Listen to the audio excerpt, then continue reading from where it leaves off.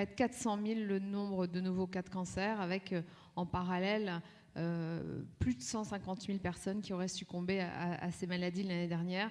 Un bilan toujours extrêmement lourd, alors que la prise en charge et le diagnostic s'améliorent pourtant régulièrement. Où en est la recherche?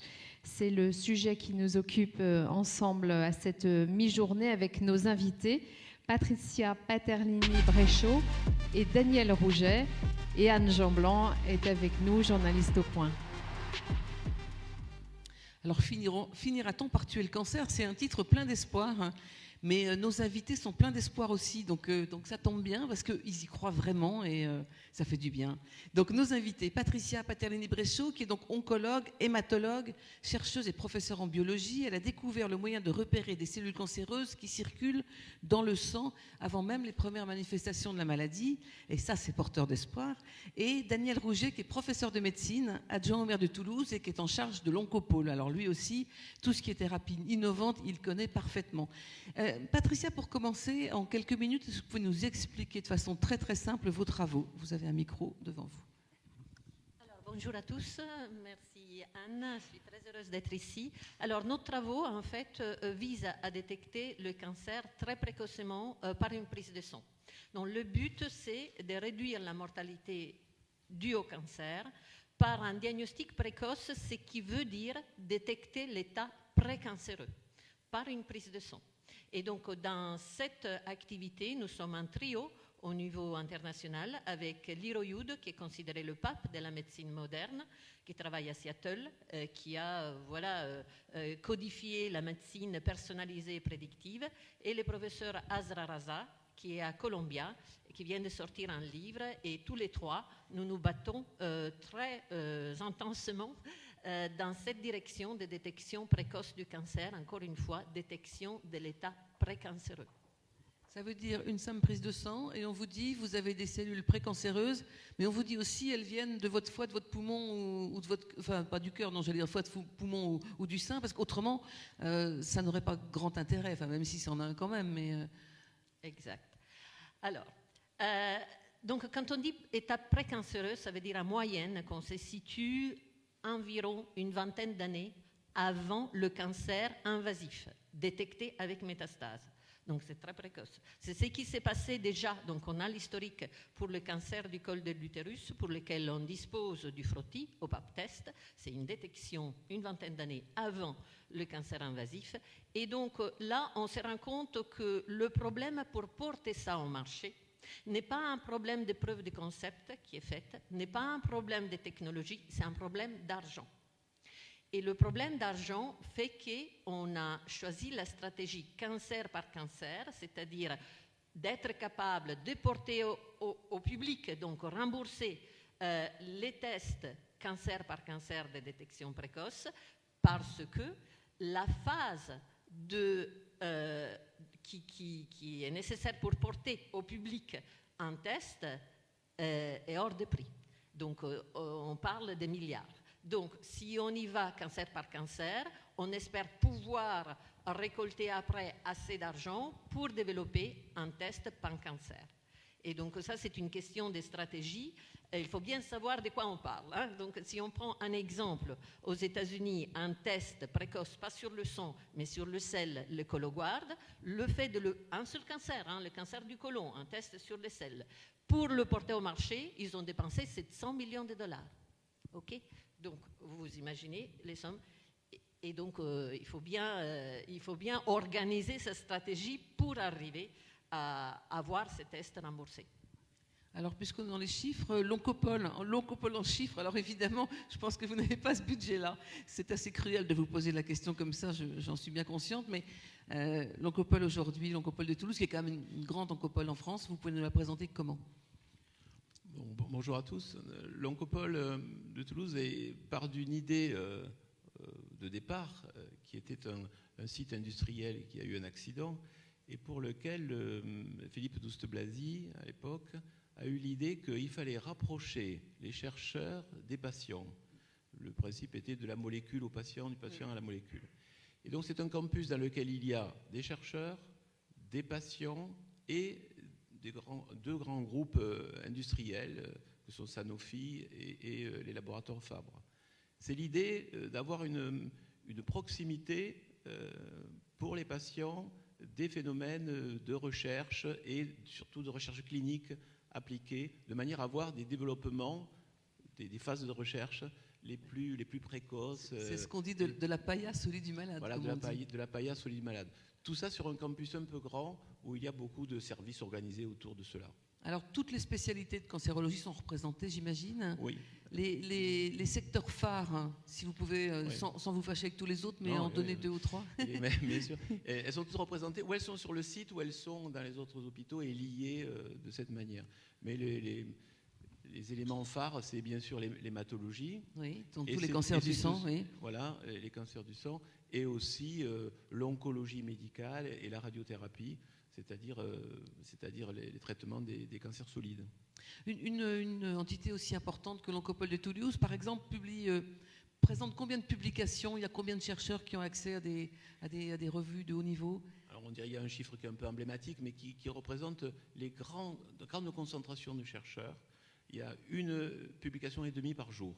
1,5 par jour, ah oui. Donc, Oui, mais il y a de la production quand même. On peut trouver, quand il y a 500, 600 chercheurs à peu près, on peut avoir 300, 350 publications par an. Oui. Donc, ça donne un niveau de recherche qui est intéressant. Oui, absolument. Absolument. Alors, je voudrais qu'on parle un petit peu de la politique actuelle contre le cancer. On va parler de la politique française, puisque c'est quand même le pays qu'on connaît le mieux, dans lequel on vit. Qu'est-ce qui manque et qu'est-ce qui marche aujourd'hui, Patricia? Alors, le concept qui est donc sorti récemment dans ce livre de ma collègue Azra Raza, c'est qu'il faut bien comprendre, c'est que pour porter un médicament au marché, un médicament anti-cancer, il faut entre 1,5 et 2,5 milliards d'euros, et qu'il n'y a que 5% des médicaments qui sont étudiés et mis en route qui arrivent au marché. Donc il faut quand même payer aussi pour les autres dans le prix de ce qui arrive au marché. L'FDA est concédé. La FDA, l'autorisation américaine, oui. C'est l'approbation de la Food and Drug Administration qui permet après de rembourser les médicaments, est attribué aux médicaments qui montrent une survie améliorée d'au moins 2,5 mois par rapport aux médicaments existants. C'est rien. Et en plus, les études cliniques sont faites chez des patients assez sélectionnés, avec un certain état, disons, de santé. Et donc, quand après le médicament est dans la vraie vie, l'effet n'est pas identique et en général plus bas. Donc, on arrive à comprendre que dans les dépenses d'un État, par exemple en France, ça c'est une étude de l'ANCA, mais très bien faite, de 2004, donc il faut ajouter quand même 10 ou 20%, 12 milliards de dépenses contre le cancer, dont 10 milliards en dépenses de soins et 350 millions en dépenses de dépistage. Okay? Donc vous avez là tout le problème. Et j'ajouterai une chose, c'est qu'aux États-Unis, ma collègue se bat parce que ces patients meurent tous, mais la moitié d'entre eux meurent ayant ruiné leur famille, tellement c'est cher. En France, heureusement, on ne ruine pas notre famille, mais on ruine les poches de notre nation. Les coûts sont là. Ouais, les coûts sont là. Alors, l'Oncopole gère comment? Enfin, c'est avec le CHU, j'imagine, mais c'est vrai qu'on a vu arriver, et dans la presse, les chiffres sont impressionnants, les tarifs des nouveaux médicaments, 300, 400 000 euros pour un patient. Notre système, vos Oncopoles peuvent-elles supporter ces charges énormes?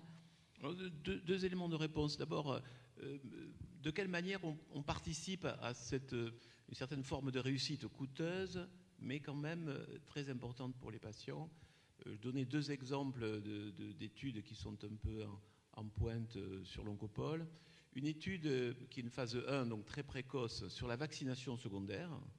Alors, qu'est-ce qu'on appelle vaccination secondaire? C'est-à-dire avec les cellules ou l'ADN des cellules cancéreuses du propre individu, on peut les réinjecter. Donc c'est une immunothérapie, une forme d'immunothérapie. pour essayer que son organisme se batte mieux contre le cancer qui revient. Voilà, vous savez que sur l'immunothérapie, il y a eu d'énormes progrès, c'est des thérapeutiques très coûteuses. Et le deuxième sujet, ça c'est une équipe du professeur Delors, Et un deuxième sujet très intéressant, c'est la détection de la maladie résiduelle par des cellules sanguines. C'est-à-dire, il y a eu un bon effet thérapeutique, il reste peut-être quelque chose, et on détecte ces petits quelque chose à partir des cellules sanguines, soit à partir de l'ADN, soit à partir des cellules, et c'est Michel Attal. Oui, ça veut dire que pour l'instant, Patricia, ce que vous avez mis au point est déjà utilisé d'une certaine façon chez des patients qui ont déjà eu un cancer, soit pour évaluer l'effet du traitement, soit pour voir si la maladie va revenir. Ça, c'est déjà rentré dans la pratique ? Oui, en fait, notre test détecte deux choses en réalité. Détecte d'un côté les cellules invasives qui donc sont capables d'aller dans le sang, circuler dans le sang, et ça représente un risque de développement des métastases ou un risque de récidive, justement. Donc c'est la maladie résiduelle. Merci.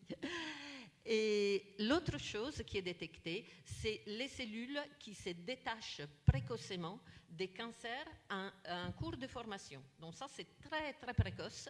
Et c'est des cellules qui meurent très rapidement et qu'on détecte dans le sang. Elles n'envahissent pas, elles tombent dans le sang parce qu'elles se détachent des cancers. Donc ça, c'est très précoce. Donc ces deux aspects nous aident à détecter précocement le cancer et à détecter le risque de métastase. Mais encore une fois qu'il y a la preuve de concept, il faut en faire un test qui arrive au marché, qui est remboursé, sinon ça ne sert à rien.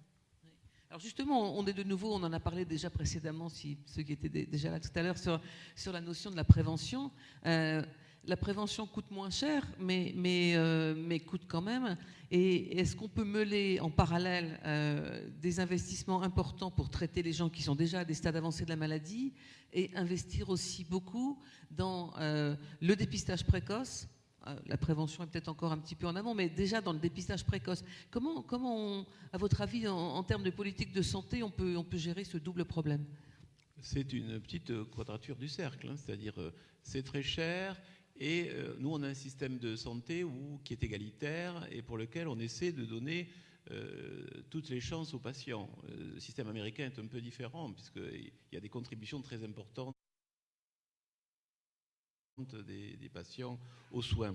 Donc nous, c'est la solidarité nationale. Oui. Et cette solidarité nationale, donc, elle impose d'avoir une stratégie du pays qui soit adaptée à cela, mais qui quand même puisse le supporter. Voilà toute la question, c'est le pays doit pouvoir supporter cet effort de solidarité, égal accès aux soins, pas d'inégalité, mais évidemment, ça peut contribuer à faire un effet sur les thérapeutiques particulièrement coûteuses, particulièrement innovantes. Donc il y a tout un filtre qui est le filtre, mais vous avez largement mais très bien évoqué, qui est celui d'un traitement qui tombe dans le droit commun. Et pour qu'il tombe dans le droit commun, il faut beaucoup de temps, beaucoup d'argent, et souvent les patients veulent que ça, bien sûr, et légitimement, que ça aille plus vite. Et c'est toute cette espèce d'ambiguïté entre quelque chose qui doit être pour tout le monde et quelque chose qui doit être que pour quelqu'un. Mais dans un système, enfin dans une structure comme l'Oncopole, j'imagine que vous avez des discussions. Je ne vous demande pas de trahir les secrets de vos réunions, mais est-ce que c'est des questions qui vous interrogent? Est-ce que c'est des sujets? Est-ce qu'il y a des modèles dans d'autres pays qui pourraient convenir pour qu'on fasse mieux en France? On a l'impression pour l'instant qu'on tire dans deux directions et que ça va être très très difficile de les rassembler. Oui, vous avez raison, on tire un peu dans deux directions, puisque les réunions de concertation pluridisciplinaire prennent des décisions sur certains patients en choisissant des thérapeutiques adaptées, thérapeutiques ciblées. Il y a toute une interface aussi qui est proche d'encore de la recherche pour certains patients qui rentrent dans des protocoles. Ce sont des médicaments ou des techniques qui ont avancé, qui ne sont pas des phases 1, 2, mais qui sont plus avancées, mais qui ne sont pas encore sur le marché. Donc il y a cette proximité qui, dans les centres anticancéreux ou assez importants comme celui-là, permettent aux patients d'accéder à certaines thérapeutiques qui ne sont pas encore complètement sur le marché. Patricia, vous voyagez beaucoup. Est-ce qu'il y a un pays qui est plus en avant que nous justement sur cette politique du cancer? Alors, moi, je parle vraiment pour mon domaine, hein, c'est-à-dire le diagnostic du cancer et comment on peut porter le diagnostic précoce aux patients avec des tests remboursés. Moi, mon observation est la suivante. En France, on est vraiment, je vous assure, parmi les leaders en termes d'innovation, en termes d'idées, en termes de capacité à innover, on a une structure de comment la recherche organisée, on a des centres comme Toulouse et quelques centres en France qui sont excellents. Et là, on a de l'argent, on n'a pas des montagnes d'argent, mais à la limite, j'oserais dire, c'est presque mieux. Parce qu'on utilise plus les neurones quand on doit choisir la direction qu'on prend. C'est de Et l'art sinon, contre on mes gâche, neurones. et en gâchant, on gâche de l'argent, mais aussi du temps. Donc là, c'est bien. Après, pour porter l'innovation aux patients, c'est vrai qu'il faut des études cliniques très larges et très coûteuses. Là, la France est un peu en retrait. Il faut quand même dire qu'au niveau international, il n'y a rien comme les États-Unis. Les États-Unis, en 1952, ont eu le courage de payer une étude sur 150 000 femmes. Et c'est l'étude qui a porté le frottis aux patients, c'est le test qui a sauvé le plus de vies au monde, une étude sur 150 000 femmes qui a coûté une fortune. 150. Et pendant combien de temps? Et donc ça a duré 6 ou 7 ans. Et au-delà de cette étude, il a pu être montré que sur ces 150 000 femmes, ils ont trouvé 0,3%. Pour la précision, 555 femmes qui avaient un cancer invasif, mais aussi 0,3%, 557, qui avaient un état précancéreux, un stade précancéreux. À partir de là, le frottis est né et il sauve 9 vies sur 10, 9 patientes sur 10 pour ces cancers. Vous voyez, donc il a fallu le courage de financer une étude pareille. Mais après, ça nous revient, parce qu'une fois que c'est validé, après, c'est remboursé. Et là, maintenant, le frottis, il coûte 10 euros et il est remboursé. Donc, il faut quand même prendre le bon de tous les pays pour arriver au but. Oui. Il y a un deuxième exemple, c'est le cancer colorectal aussi. C'est un cancer, on peut dépister du... Il y a d'autres exemples de cancers pour l'instant qu'on peut dépister précocement.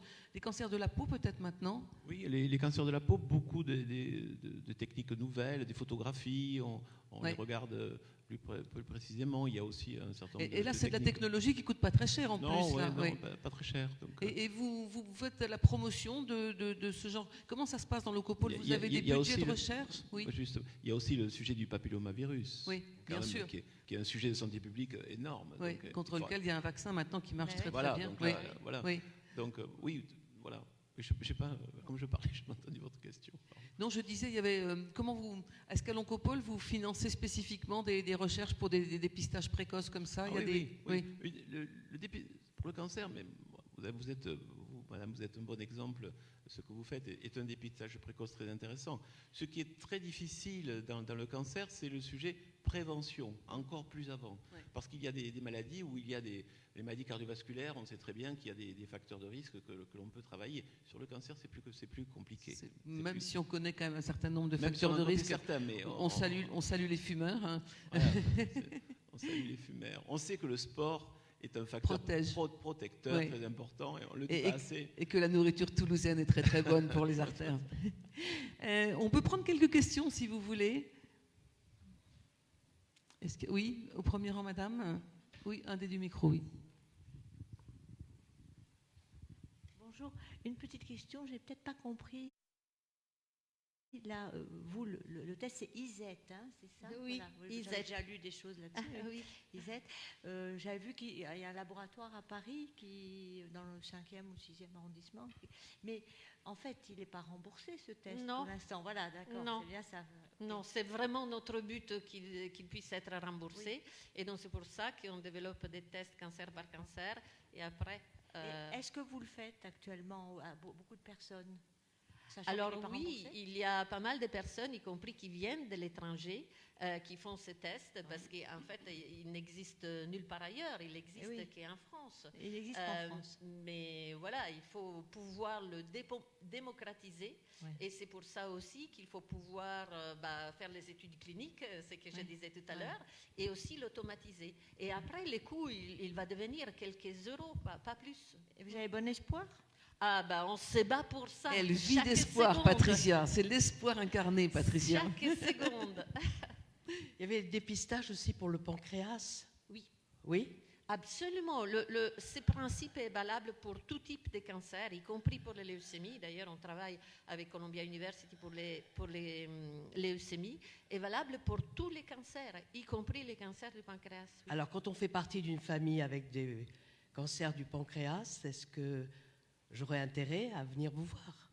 Oui, alors, ce qu'il faut savoir, c'est que ces tests-là, demain, quand on aura pu aller jusqu'au bout de là où on veut aller, c'est-à-dire qu'il soit remboursé, est un test qui a vocation à être répété, vous voyez, c'est-à-dire une fois par an, par exemple, pour des personnes qui sont à risque, pour pouvoir détecter très très précoce, parce que le test dit l'état exact au moment où on fait les tests. C'est une photographie, voilà. Comme tous les tests d'ailleurs, oui. et il ne donne pas un avis sur le futur. Bien sûr, détecte des cellules tumorales des cancers du pancréas aussi. Oui.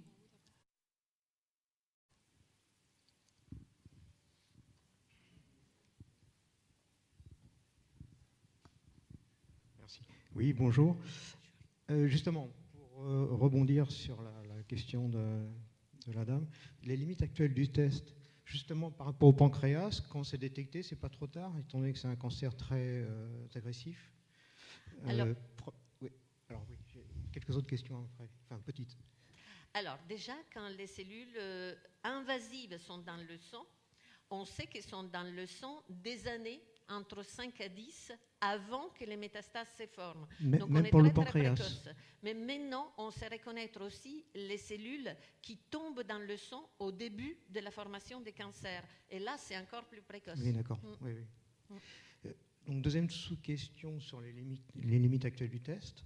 Est-ce qu'il y a peut-être quand même certains cancers qui ne sont peut-être pas encore détectés, je ne sais pas, les hépatocarcinomes? Les hépatocarcinomes, il y a des publications, pas de notre équipe, mais avec le système IZ, qui montrent que les cellules tumorales sont détectées dans le sang des patients avec. Excellent, une excellente Oui, nouvelle. oui. En fait, Il y a 85 tous les cancers. publications quand même. C'est beaucoup. Combien? 85 publications. Elles sont toutes disponibles dans le site web. Tout le monde peut les décharger, les lire. Et elles sont indépendantes, c'est-à-dire réalisées par d'autres équipes avec ce système. Donc pour conclure et généraliser sur ce point, on peut dire vraiment tous les cancers sont détectés par votre test. Oui, parce que c'est un mécanisme général pour le cancer d'aller dans le sang pour pouvoir coloniser d'autres organes. Même les cancers cérébraux qui vont moins dans le sang, enfin, on dit que c'est plus difficile d'atteindre puisqu'il y a la boîte crânienne, c'est pareil, c'est le même processus systématiquement. Alors, juste que pour les cancers du cerveau, les études commencent actuellement. Donc, il y a certaines études qui montrent qu'il y a des cellules dans le sang, on ne sait pas dans quel pourcentage. Et ça ne serait pas plutôt dans le liquide céphalorachidien en ce moment? Sans doute. Oui, sans doute. oui, enfin, ça demande un examen plus Oui. compliqué. Et, Oui. et alors, deuxième autre question, c'est la dernière, sur un thème qui est cher à Futurapolis, donc l'IA. Est-ce que le deep learning, vous l'utilisez et est-ce que ça vous donne des résultats? Et si oui, est-ce qu'ils sont décisifs, pas décisifs, etc. Alors, ça, c'est vraiment la direction, absolument. On travaille dans cette direction, c'est-à-dire que, 1, isolement des cellules. 2, marquage pour savoir de quel organe elles dérivent. Donc, analyse d'image. 3, intelligence artificielle pour faire diagnostic des cellules cancéreuses qui dérivent dans un organe donné. Et donc, c'est comme ça que le test va devenir rapide et efficace. Et puis après, il y aura une validation quand même du spécialiste, parce qu'il faut quand même valider par un spécialiste, mais le gros du travail est fait rapidement. Moi, je voudrais savoir, l'intelligence artificielle à l'Oncopole de Toulouse, est-ce que vous êtes très en avance ou pas? Oui, le micro. Ah, pardon. Enfin, mais non. Oui, vous savez que les applications à l'intelligence artificielle, il y a 2 villes qui sont Nice et Lyon. Oui.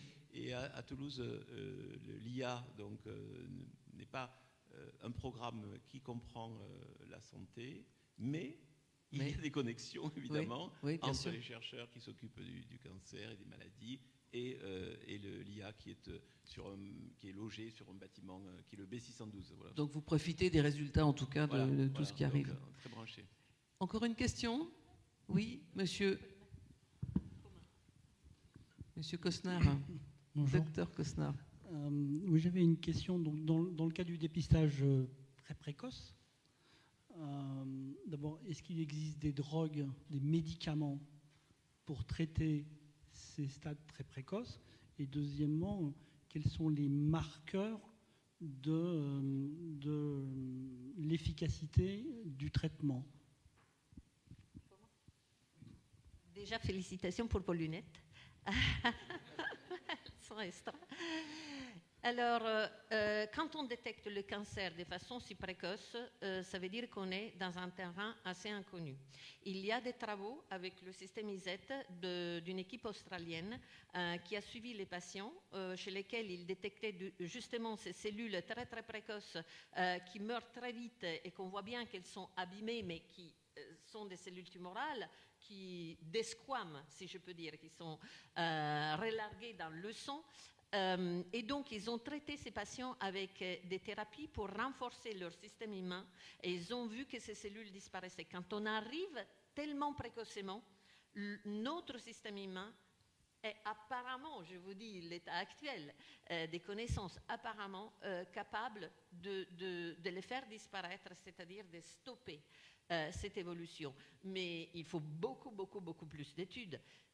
Une chose est certaine, c'est que le même médicament, vous l'appliquez quand le cancer s'est diffusé partout, parce que quand il y a des métastases, il faut savoir qu'il y a des millions, voire des milliards de cellules tumorales dans l'organisme. Et vous l'appliquez évidemment à une dose plus réduite quand le cancer est au tout début, quelques centaines de milliers de cellules, évidemment ça n'a rien à voir comme effet toxique et comme efficacité. C'est comme les virus, c'est comme les bactéries. Hein. Je dirais, quand elles sont partout, c'est beaucoup plus difficile de les éliminer. Il reste 1 minute 30. Est-ce qu'il y a une question extrêmement courte? Alors moi, j'ai reposé la même question à mes deux intervenants. Finira-t-on par tuer le cancer? De manière très courte, sûrement. Oui, non, mais d'accord, mais ça, c'est une réponse de Normand, ça. Non, mais oui, mais tout ça, c'est un peu court, mais en fait, on fait 2 choses en ce moment. On permet à des gens de vivre avec le cancer mieux et plus longtemps. Ça commence à bien être connu, beaucoup de gens vivent avec. Et on progresse dans le traitement. Et on progresse maintenant avec vous sur les diagnostics précoces. On progressera sur la prévention. Donc toutes les armes sont là et on finira bien par l'avoir. Patricia, en 10 secondes. Pour moi, oui. Quand? Ça dépend de l'argent qui est mis sur la détection précoce. Ça, c'est notre vision, mais pas que la nôtre. Et quand, je ne sais pas, ça peut être 10-15 ans. S'il y a assez d'argent, on les touche assez avec main. Ben voilà, 10-15 ans, on vous donne rendez-vous. Merci beaucoup.